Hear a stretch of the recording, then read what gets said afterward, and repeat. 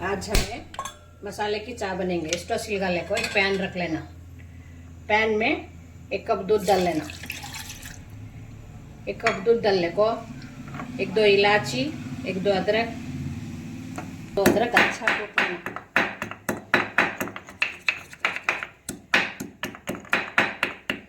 कूट ले को ये इलायची भी अदरक कूट कर होती ना, इसमें डाल लेना।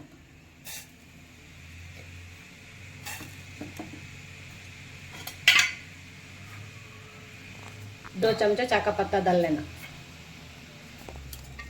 अच्छा रखा है तला के चाय को पकाना।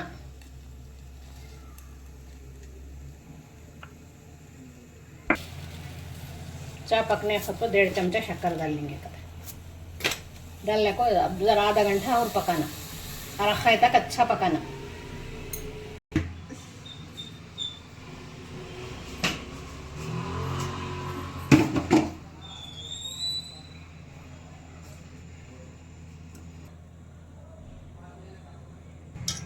चाय अच्छा पक गई। पकने के बाद स्टोव को हाफ कर डाल को एक कोप में छान लियो।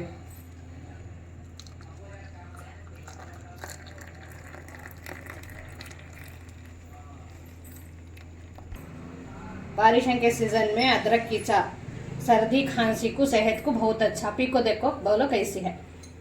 लाइक करो, शेयर करो, कमेंट करो, हमारे चैनल को सब्सक्राइब करो।